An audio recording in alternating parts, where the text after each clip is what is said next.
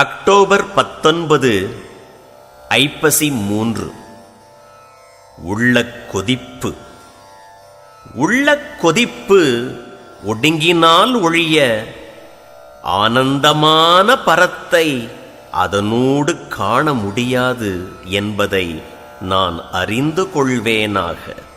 பொருந்தியவைகளும் பொருந்தாதவைகளுமாகிய எண்ணிறந்த விருத்திகள் மனத்தினுள் உதித்துக் கொண்டே இருக்கின்றன. அவைகளை ஓய்ந்திருக்கப் பண்ண வேண்டும். தோன்றத் தோன்ற அவைகளை ஒதுக்கி வைக்கவும் வேண்டும்.